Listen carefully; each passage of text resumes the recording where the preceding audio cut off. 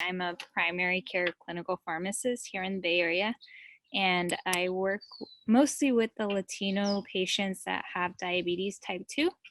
I guess it's been pretty hard hit for our Latino community because most of them are janitors, construction workers, and really don't have the opportunity to do physical distancing through this hard time.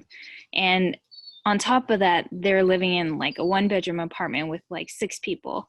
I think one thing that got to me yesterday was a 44-year-old Latina woman who had been complaining about a cough, and they gave her albuterol like a couple days ago, and it got so bad rapidly yesterday morning that that she was having shortness of breath when she walked to the bathroom. So they had her come into the ED, and she had to be hospitalized. But what's so hard is that she had like panic attacks earlier in the week because her sister-in-law tested positive and another person in the household tested positive, and she had developing coughs. But in order for her to actually come in and even get a CT chest x-ray, she had pneumonia by that time.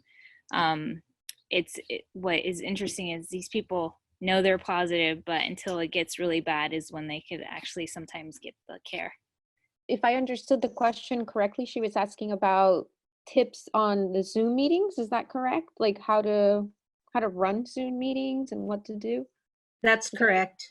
Okay, great. Well, I can speak briefly on that and just give you because I've done different ones, and I can just tell you what my experience has been. But I'm sure that there's many people in this in this Zoom meeting that can give you some tips as well or ideas of what they've done. With my coworkers, what we did in order to make it a little bit more appealing to people, because I do think that people are having a little bit of Zoom exhaustion is what some people are calling it, because this is the main way that we're communicating with each other.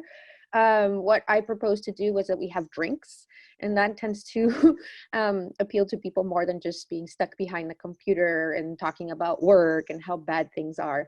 So that was one of the things that we did. We just, each of us had, our wine or our beer. There's actually apparently some bars that are delivering drinks, so you could also get into that.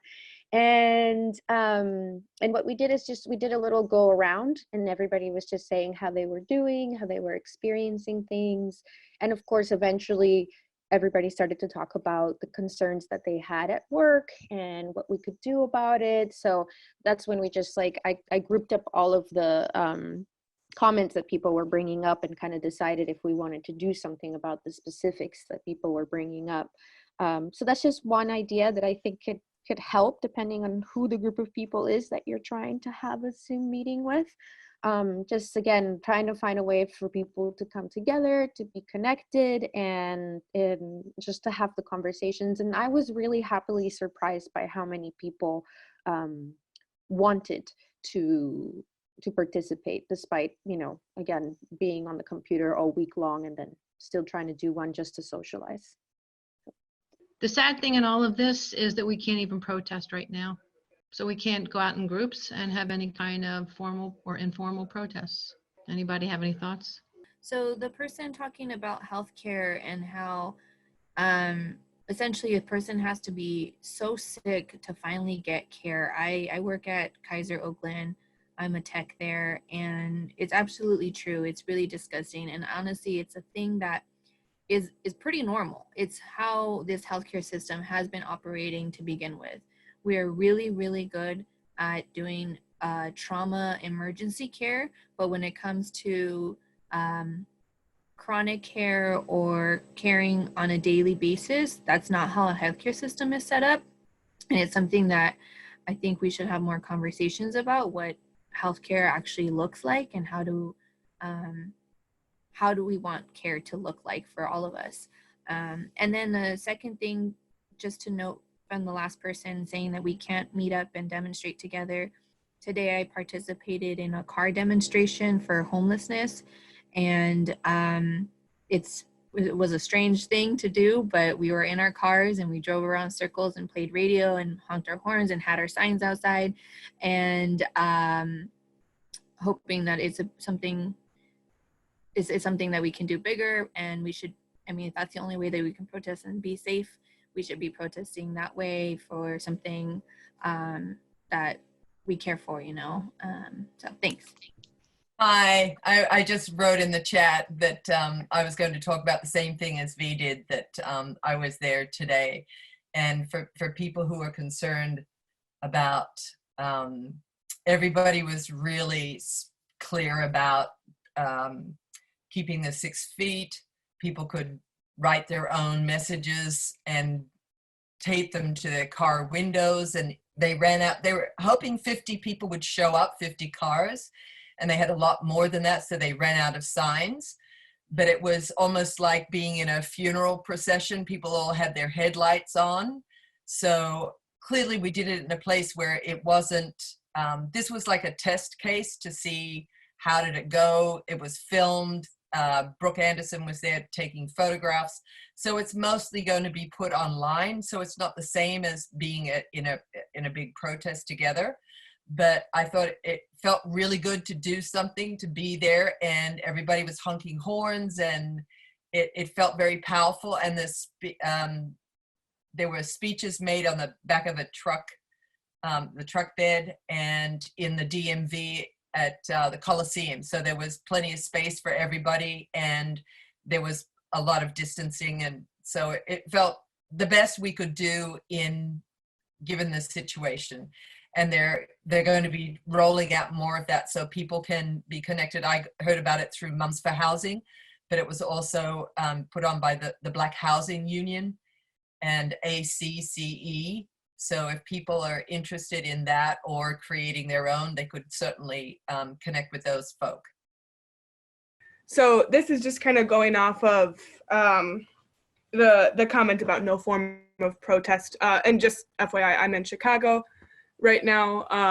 A lot of what's happening is the same as what you guys have been saying. But something I've been really excited about, you know, as much as you can be when things are going the way they are, is that there are a lot of cool, creative ways people are going against the grain. I've been following a lot of like disability justice groups, and they are such experts about this because so many of them have been isolated their entire lives, just because of whatever chronic illness they had or disability. So they've been, I think, real leaders in kind of like how to move forward. They've been using Zoom to get things done for like months, if not years. I don't even know how long Zoom has been going on. But they're all very comfortable with that. So I just wanted to say, like, a lot, if you guys are looking for more creativity, I would really tap into those. I know in the Bay Area, there's Sins Invalid, and there's a few other West Coast people. One of them, and I can write these down in the comments too, but Leah Lakshmi Pienza Samarasina, sorry, it's a long name, has written a great book about like disability care work and, you know, disability movements and social justice. That's really cool. Yeah, and I'll list a few other, but I just really encourage everyone to tap into those networks because they're just real experts at forming protests and getting together and making things happen when they can't be all together. Yeah, hi. I was just wondering for those speakers who are still in their workplaces, I'm wondering if you guys have organized at all to get yourselves tested or the employees tested who do have to show up to work, or if there have been any conversations around that and what management or how they have responded, if you guys have brought up that issue. Thank you. Yes, Children's Hospital, that's one of the things that we have been talking to the union about the possibility of getting just universal testing done. Every week there is a town hall that happens with the administration of the hospital, and the president last week mentioned that his staff, meaning administrative staff, have all been tested. And so it was, at first it was very upsetting to people to hear that he had said that, because then that means that everybody else could have gotten it done.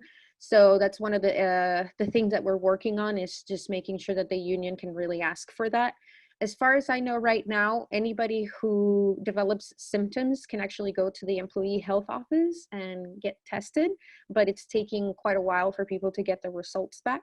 And some people, as we know, if they don't have a particular set of symptoms, they will not be eligible to be tested. So that's one of the things that we're working with the union, is trying to make sure that every single person that's at work gets tested, and then obviously retested again, depending on, I don't know the exact science of it as to when would you need to be tested again to make sure that you didn't contract it between your results. But yes, I think that is something really important that I think is a very it's a very good opportunity for us to organize around that. And also, of course, this still the risk and the lack of PPE is another thing. Thank you for your question. For the lady who was kind of disappointed that, what can we do? Because, we can't go at a rally. Our time's coming for sure. Just wait, a few months or longer, and there will be rallies like we haven't seen. I think that would be my guess. But so what can we do now?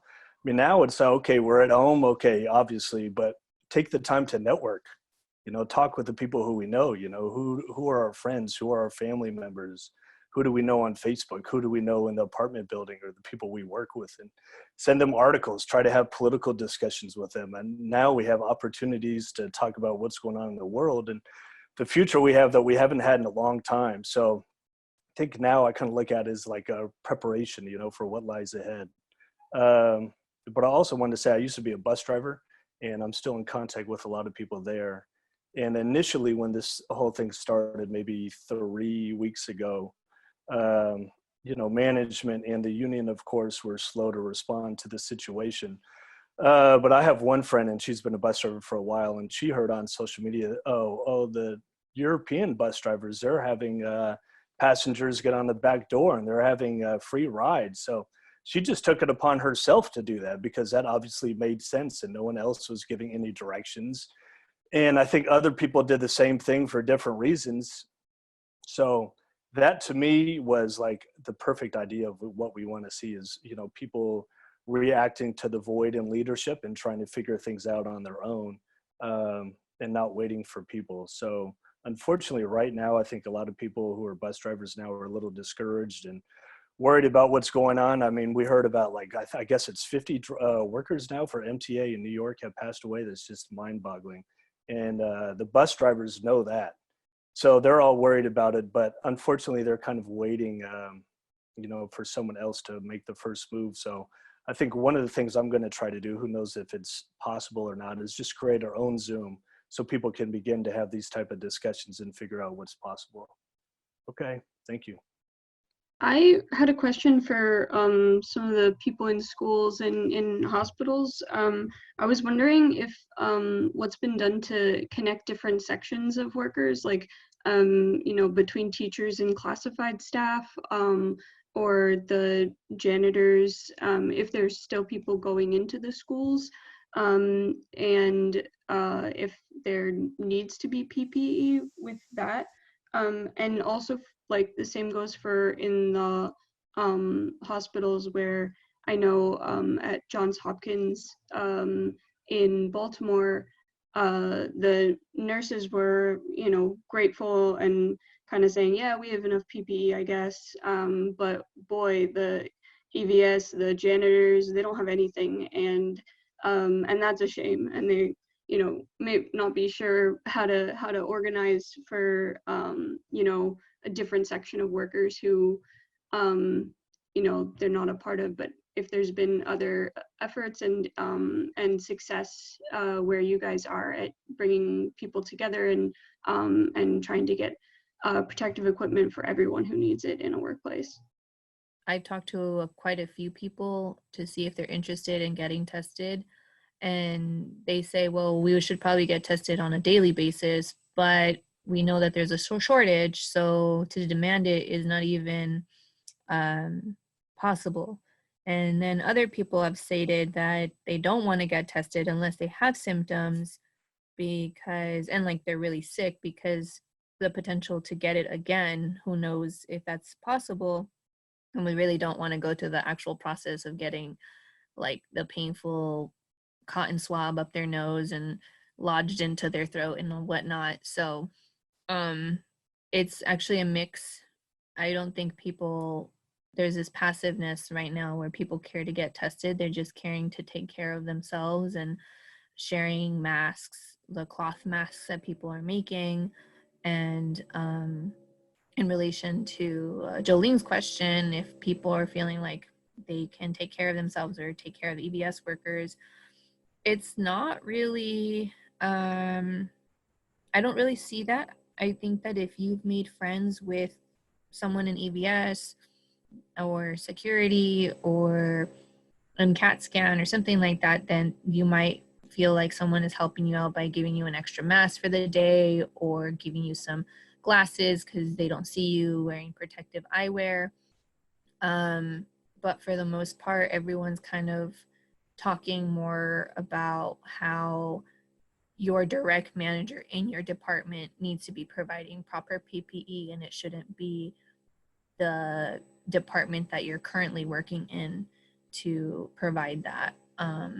Because I think the real scarcity mentality is still alive, even though we really haven't seen a surge. Yeah, just wanted to say that's a great question. I think there are also several other teachers on the call, so maybe feel free to raise a hand and contribute. In terms of the question of how do we connect with classified staff and to what extent is that happening? I think that really varies from site to site. So I can say at my school, for example, we have a WhatsApp chat set up, and every single person that has WhatsApp is in that chat group. So it's not just for teachers who are members of the union. It's for the attendance clerk, for the AmeriCorps interns, for the social worker, and so on and so forth. So one thing is, I think in any organizing efforts we do, that we're really trying to stay connected with everyone. And the more that we've started that, the earlier we've started that, the better. Who is being asked to go in, and are people still going into school? So another thing that happened before the shelter in place order was released, there were, it was very unclear if attendance clerks, contract workers, classified staff, if they were all going to be asked to come in. And so what we did at my school was the science teacher wrote a letter and said, you know, this is completely insane. This is against the science that we know. We have to stop the spread of this virus, and nobody should be asked to come into work. And we were all prepared to sign it and then send it on, but that ended up not needing to happen because of the shelter in place. So I think really just trying in all of our organizing efforts to bring everybody together as much as possible. I don't really know if that's specific enough. And now what's still happening today, custodial workers and food workers are being asked to go in. There are 12 sites that are giving out food to students 2 times a week. And so food staff want to go in so that they can deliver meals to students. Obviously, it doesn't make sense for the custodians to be going in every day. And I think that's something that's still an ongoing problem that we're facing. I'm a teacher in Newark, New Jersey. And my school district has basically been a hot mess of different schools doing different things, sort of depending on the culture of the school over time in terms of, you know, teacher organizing with parents and how great they get along with the rest of the staff, like custodial workers, whatever. I know custodial workers are still in the buildings, but as far as I know, there has been very little outreach between our union and teachers and the custodial workers and other workers throughout the district. I know for a long time, some schools like mine, for example, had a very good coalition or a good sort of bond between parents, teachers, administrators, students, and student organizations, but that's been lost in the last few years. And I don't see many other schools in my district having it. So unfortunately, some of the bonds that could be being built right now really don't exist at the moment. And therefore we haven't been able to build on them or amplify them like Sarah's been able to do a little bit in Oakland. And I actually have a question, and it's in terms of unions and what unions are actually doing or how effectively they're doing anything at this point. I know most of us on this call have very little faith in unions' actual ability to be political, you know, and to influence things in a more political way. But are anybody's unions even doing basic sort of bread and butter stuff in terms of safety? Are they even fighting in terms of that? Because my union, the Newark Teachers Union, has been completely out to lunch. There's been sort of no comment, no public statements, no fight for anything, even within, you know, the bourgeois political system as it is. So I'm just curious what other people's experiences are with their union's level of activity in this moment. I wanted to a couple of comments and a question real quick. As Drew was talking about how there might be a lot of protests when people can go back outside more frequently, but other people have shown that it's possible to do things even under these conditions. And it seems to me that there are all kinds of other ways besides the few that we have heard that people really need to be creative about. I wanted to ask a question. I think both Axel and Sarah talked about doing Zoom meetings among co-workers and so on. And so the question is, if you really want to get started with that and you don't have a lot of the contact information that you need for co-workers, are people, like developing networks? Like if I don't know all the workers in my workplace, maybe I know a couple and have their contact information. You create a network from one person to another to another to another to get the information out. How's that been working in different workplaces? And since I'm on, I just wanted to say that I'm with Speak Out in Baltimore. And Mindy, if you haven't already been in touch with us, please email us at baltimore@speakoutsocialist.org. I put that in the chat, but I wanted to make sure that there were multiple ways for people to hear that. So I just have four short points just as you're talking that I thought about. Number one, I don't know how many of you are familiar with these neighborhood email chains called Nextdoor, but I've been really impressed with how fast they react to requests. And I'm thinking there's many ways you could do this, but I'm thinking especially the person who was talking about the people who are giving money to students, families, undocumented families in the Oakland schools. And I'm quite sure that if someone set up like a sample email and maybe somehow posted it somewhere, I could easily put it on that Nextdoor chain. There's like 2,000 people just in my neighborhood, and this is Berkeley neighborhood, and they have a lot of people have money, and they're really, really stepping up immediately to help each other. So I think you could generate a lot of funds that way. The second question I have is UC Berkeley. I think this kind of relates to the issue of unions. Everybody, I think, sort of has an assumption that UC Berkeley has everything under control. It's also a workplace where the unions basically don't get anywhere, ever, as far as I can tell. And it's also a place where all of the supervisors are not unionized. They're having exactly the same problems with PPE and all that. And I'm just wondering if anybody has tried to connect to them. Maybe we could get the speaker from UC Berkeley to talk, because I feel like custodians I happen to know personally are really left in the dust. People are telling these women and who have families at home to come into work when they're sick. Their supervisors are telling them that. The supervisors that are trying to protect them are being ignored. So UC Berkeley is really has always been a big safety hazard. And I'm just curious, I never hear anything about them in these discussions. My third point is, I don't know how many of you are aware of Gavin Newsom's 12 noon press conferences.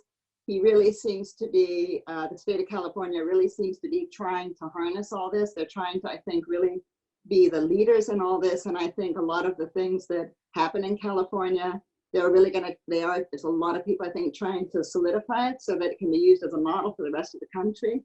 So I really personally think they're very useful to listen to. And also, I've heard from my sister that when you contact them, they do respond. And the last item about how do you connect people, there's the good old-fashioned phone trees, which nobody seems to use anymore. But you have one person call two people, each of those people call two people, each of those people call two people. And that's a really simple, old-fashioned way of reaching everybody very quickly. Thank you. I teach in Oakland also. I teach in East Oakland.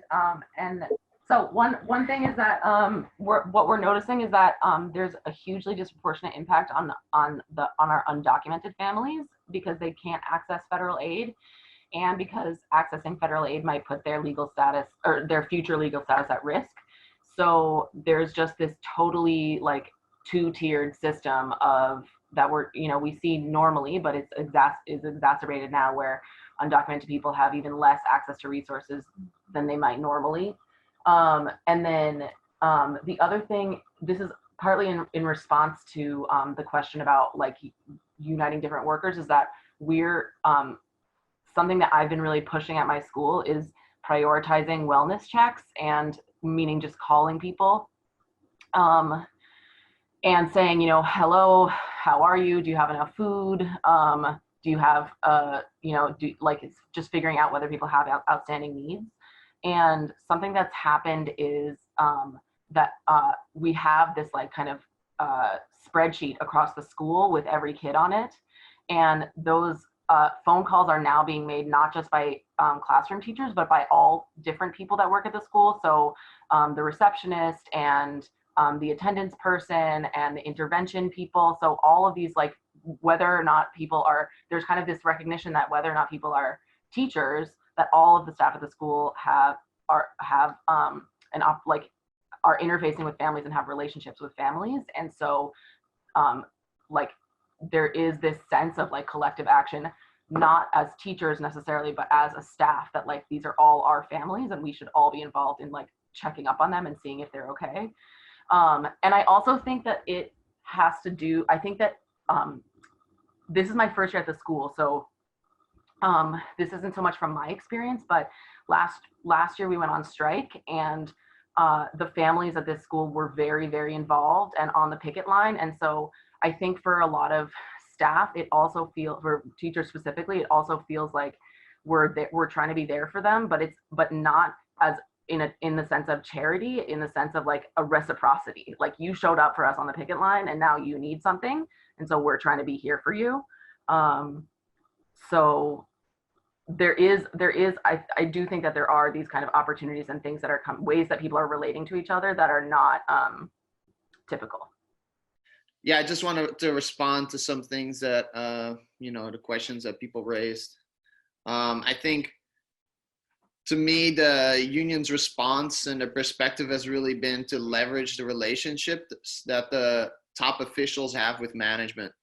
So in terms of what they have been able to get done, some people do credit them with trying to keep us employed, since there's a real fear among my coworkers of losing their jobs. But we don't really know what those efforts have been, because they're behind closed doors and very secretive. So one of those things has been that, they proposed that 1/3 of each shift will get trained over a 6-week period. And initially they wanted all those people to come to one building and get trained together, which sounds like complete insanity in the face of what we're looking at. So after, pushing and people raising different questions, it was raised to do it through Zoom. So that's what I know. I think for the vast majority of workers, sort of on the rank and file level, if you want to call it that, it's been clear that health and safety is up to us. We do the work and we understand the challenges. We could organize a response much better if we had the ability to make the major decisions. Until that time, we can show the possibilities by building networks amongst ourselves that are capable of anticipating the problems and challenges. By organizing in ways that are democratic, that are inclusive, that are collaborative, workers can learn to stand together. We can build trust, make decisions, and carry them out together. And if we do it right, we have a world to win.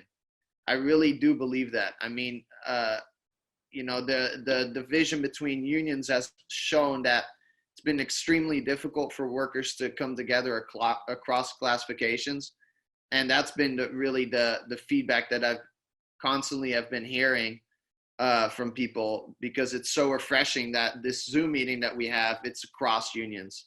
So people can hear what a station agent is going through versus, the people in the back shop. Thanks.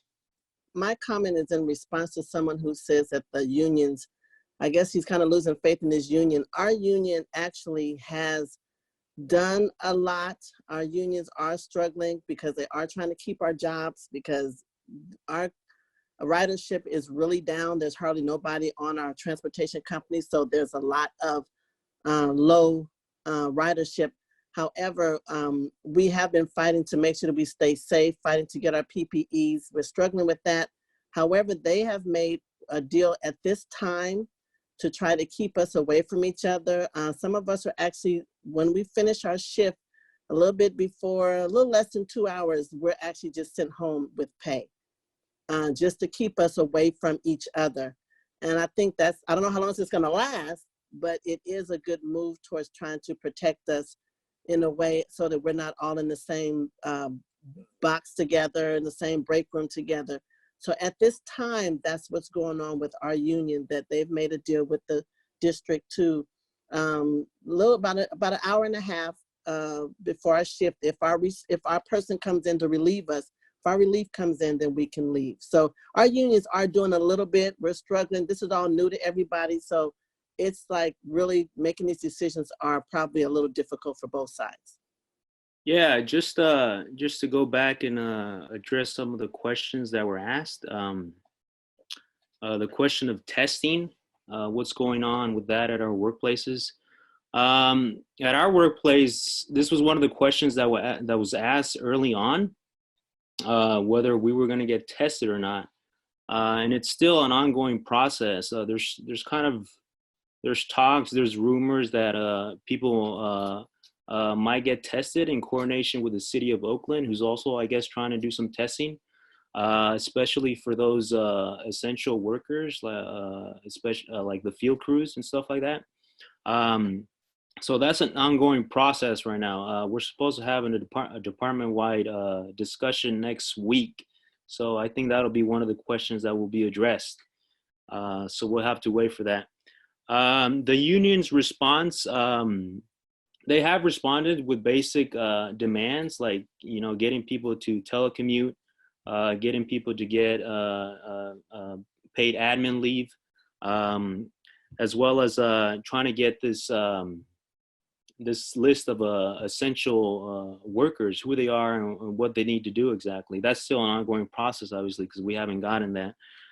Recently, they got the district to remove the cap on the emergency sick leave, because I think there was a cap of you would only get paid like $200 per day. So they're able to get rid of that. So yeah, the union is, they're covering some basic demands, but they still haven't done, I think, which is the most important work, which is really to reach out to the workforce and see what they themselves can try to do and get them involved in some way, shape, or form. I'm another East Oakland public school teacher and activist. I wanted to speak to a few things that came up in conversation. Firstly was the organizing between teachers and classified. While of course I don't believe that there's been official connections between our unions, like it was said before by someone, our WhatsApp group, which is very, very active, includes both teachers and classified. In addition, I just wanted to speak about how dire the situation is for many schools, and in particular for my school. So many of my students, their families are out of work now. I've been working very closely with administrators, classified teachers, collaborating if we have, younger students or older students in other grades, trying to help families file for unemployment or to fill out applications for funds. And I did want to speak, someone had mentioned, donations. While of course politically, I wish that we didn't have to go to nonprofits for donations. Unfortunately, that's where we're at. So we, after a lot of research, have settled on one fund, and I'm going to make a motion at our union rep meeting on Monday about this fund called Our Fund, or OUR Fund. It's through Centro Legal, and so I'm going to put that one in the chat. And yeah, just working also on our site to get internet access. I think there should be free internet for all in this time. It's been such a struggle to get computers to kids, and now we need internet. So there is one positive in this all. I do feel that there has been, testing has been canceled, and, some creative opportunities with students. So thank you. So I'm a rank and file construction worker over in the Seattle area. I'm going to talk kind of fast to stay in the time limit. So I'm in the Seattle area. I live up in Everett. I used to commute to Seattle every day for work. I was working on luxury condos in the downtown corridor over at HQ1 in the Amazon area. And so we got hit pretty hard right away. One of my superintendents was hospitalized, and some other coworkers down the road at second job that I went to, they came down with it. And so probably everybody on the job site was in close proximity to the virus. And the big thing was addressing like immediate safety issues. Like we'd have these big 100-person safety meetings every week while it was known that the virus was in the city. And so the big things like stopping that, and then making sure all my coworkers had PPE, and that they were also saving their PPE, and they weren't like just burning it up. Typically, construction workers use N95s, and we burn it up like once a day. Throw a mask away because they're throwaway masks in construction. But anyway, so I was laid off, and there's some issues with unemployment. Workers that didn't make 680 hours last year, they're not going to get unemployment benefits until the federal government basically approves some national emergency stuff. So that does need to get taken care of. But there's also going to be issues with the vast number of workers that are on unemployment. So as far as organizing goes, I organize with other construction workers. I've been doing it for a long time. I'm a member of the Carpenters Union, and I've been I'm a 13-year member. Anyway, we have a letter. I have it on the chat. Take a look at it. We're demanding that all construction work end unless it's essential to preserving life. We have some other demands there. Take a look at it. As far as Marxists go, and socialists, I guess, what are you doing to organize with other Marxists that aren't in your trend? I think it's important to think about. It's important to end sectarian division. Thanks. I do have a lot of comments and a lot of information. I worked for Bart at the Hayward main shop. And yes, management have been dropping the ball on helping workers, and our unions are nowhere to be found. I've been calling my union representatives. No one is answering. No one doesn't know anything of what's going on. And then we heard that union is making deals behind closed doors with management about supposedly keeping us at work. So now they're going to close Saturday and Sundays. Is a proposed thing. They're going to close Saturday and Sundays, and now everyone who works or who doesn't work through Saturday, Sunday is going to have to keep working those days and have Saturday and Sunday off. And yet, so they've been taking all our, they've been having a feast with us, management, because our unions are not there. They're taking all our PPEs. First, they took the Tyvek suits, then they took our mask, and now they're taking the gloves. They're only giving us one pair of gloves each time. So if we tear them up, we go into the office and we say, hey, we need one more. We have to press it that way in order for them to give us PPEs. And their answer is, oh, we're taking it to the front line. And we don't know where Frontline is. So far, they say Frontline is mainline, but yet we heard people from mainline that they're not even, they don't even have PPE. So we don't really know what's going on behind closed doors. And we heard from parts department that they have it by the thousands up in the storage room, but yet they don't want to give it to us. Or I don't know what they're doing with it. Hello, everybody. I'm a community college teacher out here in California, and just wanted to give a glimpse of sort of what it's been like.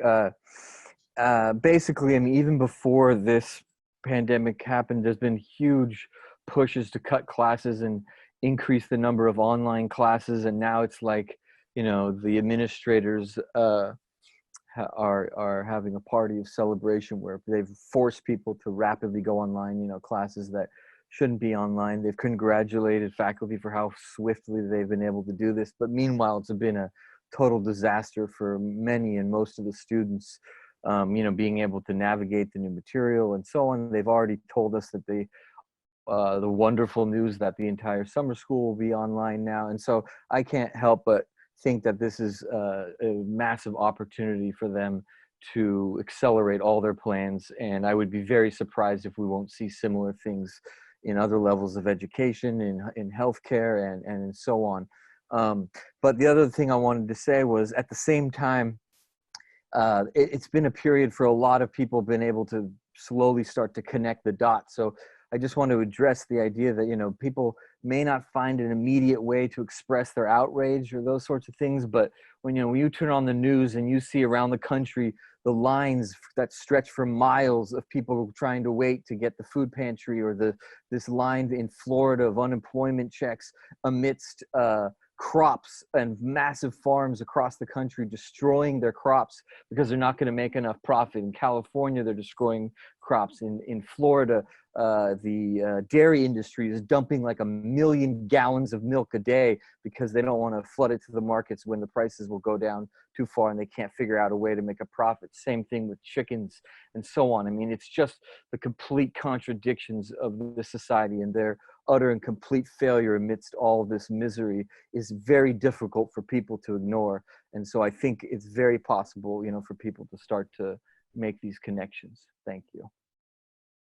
I just wanted to add one more thing to the conversation about the response from the unions. And I think that the point of bringing this up is not to just bash on the inability that unions have shown to respond to this situation, but to really remind ourselves of our own ability to do what we need to get done. My coworker, who's actually on this Zoom call, just messaged me to remind me, or to point out the fact that in the case of the union that represents us, which is SCIU UHW at Kaiser, they have literally done nothing to help us organize our telecommuting or our working from home. We actually did it entirely ourselves. It was completely self-led, self-organized, and it got done.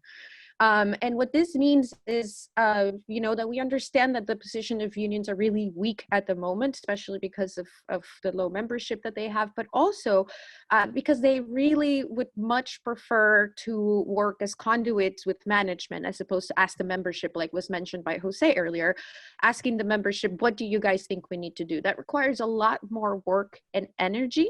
And I think that the unions at this point are not actually thinking about doing that. But does that mean, therefore, that we should give up and just complain about it and not do anything to organize ourselves? Absolutely not. I think the point is we have to understand the tools that are available to us, and we have to use every avenue that is possible to make sure that our rights are respected and that we are protected. And so I must insist that what I have seen in this time period has been people doing that. So I want everybody to just think about what it is that you can do wherever you are that could lead you to organize with the people that are around you, and not wait for anybody else to come and respond for us, but we can actually do it ourselves. Thank you, everybody. So just wanted to respond to a couple things that were raised during the discussion. One more time to say, if you're interested in getting a cheat sheet on doing Zoom meetings, tips for hosting Zoom meetings, and then ways of staying connected while we are all socially distant, just post your email right now in the chat or send it to me post it directly to me as a message. So one person raised the question of, what if we're not very well connected? How do we get a Zoom meeting, or how do we get a network? How do we build a network? And somebody else said, oh, easy, you just do a phone tree. And I think it's really important to emphasize why that's so important. We don't want to do all the work ourselves. We have to build a team, and we have to empower as many people around us as possible to step up. So it's just like anything else we're doing. We want to do the phone tree, not just because it's faster and more efficient to have multiple people help set it up, but also because it means more people are involved in that effort. Then there was the question of the response of the unions. And I think a lot of times when people ask that, what they mean is, what is the response of the union leadership? And I would say the real question during this time period is not what is the response of the union leadership, it's what is our response? We, the workers, are the union. What is our response to this crisis? As one example, in the Oakland Teachers Union, the union leadership negotiated what's called an MOU that governs our work conditions from home for the next 2 months. I would say it's a perfectly good document. They did a great job with it overall. But is that MOU, is that going to solve unemployment? Is that going to solve 30% unemployment? Is that going to solve the massive suffering and hunger and misery of our students and that our families are facing? Absolutely not. The only thing that's going to solve that is a social struggle. And so, again, I just want to close it out by saying, what is really the role and the task of everybody that's a part of this town hall today? We have to connect with as many people as possible. We have to help people understand the moment that we're in. We know what's next. We know what's coming in a couple months or however long when this shutdown ends, the massive suffering that could possibly, that we would see, but we don't have to accept that. You know, if we can have no shutoffs now, no PG&E shutoffs, no water shutoffs, if we can have a system where we suddenly can house homeless folks, if we can have a system where there's no evictions, why can't that always be the case? So I just think we're in a really urgent time period, and hopefully we are all prepared to act with the people that we're connected to and to broaden and deepen our networks.